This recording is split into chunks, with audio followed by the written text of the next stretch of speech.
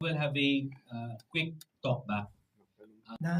Nakapanayam namin si Eddie Garcia kasi may ginawa kaming documentary, yung Habang Buhay, Remembering Philippine Cinema. At ang tinanong ko siya tungkol sa art of film. Sabi niya, hindi niya iniisip yung art. Okay. Yung pelikula, kung anong pelikula ang dumating sa kanya, yun ang gagawin niya. Pero mahusay na pelikula ang gagawin niya. Kasi he has the expertise to be a filmmaker, to be a director, a good director.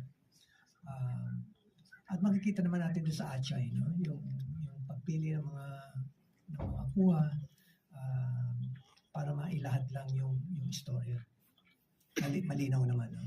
Kung minsan lang meron siyang mga shots na, oops, paano napunta sa likod ng electric fan yung camera, nandun sa ibabaw, nasa ceiling. Pero okay lang, okay. Gusto niyang ipakita sa atin yung perspective mula dun sa ceiling. No?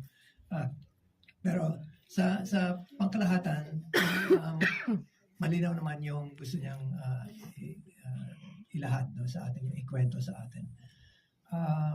Ang isa pa sigurong comment ko, mukhang yung pelikula, yung Achay, parang walang subtlety, no? Na hahanapin natin sa mga pelikulan may ambisyon na maging sining. No? Yung problema ni Nelia, napunta siya sa naging Achay siya, yung mga characters doon sa bahay, mga gusto mo sabunutan, no? O gusto mong saksakin o whatever. Yung gano'n, sakalin mo na, mga salbahe, no? Yung ina, salbahe, yung mga anak, salbahe. Yung malas naman itong si Nelia, no? Tapos may isa pang bahay na napuntahan siya, si Armida Seguin na naman, yung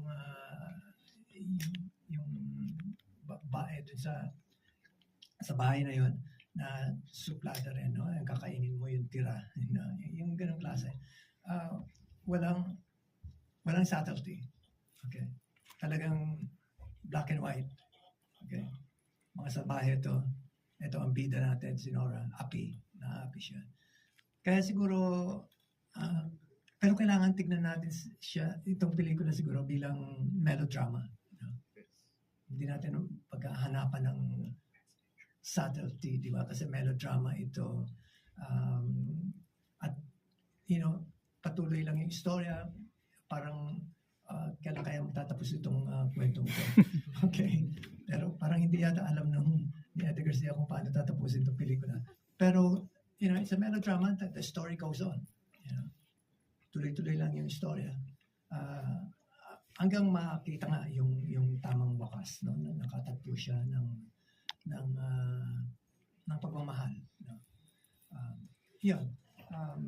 Siguro isa pang, parang may footnote lang siguro. It's quite interesting to find out the other actors in the film. Yung mga kontrabida, si Belia Flores, di ba? O si Armida, si Rivera, Angie Ferro. Yung ganun. Ang isang footnote na I think is interesting is Mona Lisa. Yung Mona Lisa, di ba? Yung mabait na nakatagpo sa kanya dun sa Riles. At tinulungan siya. Si Mona Lisa, dun sa mga hindi nakakilala, siya yung lumabas sa unang pelikula ng LVN noong mga taon yun. 1960s? 1930s. Yeah, 1937, 1938. Unang pelikula ng LVN, yung Giliw Ko. Fleur de Lis. Ang pangalan pa niya noon ay Fleur de Lis. Fleur de Lis. Pero nung nalaman nila na yung Fleur de Lis is lang sa French ng mga prostitute, Binago niya na yung pangalan niya, ginawa niya Mona Lisa.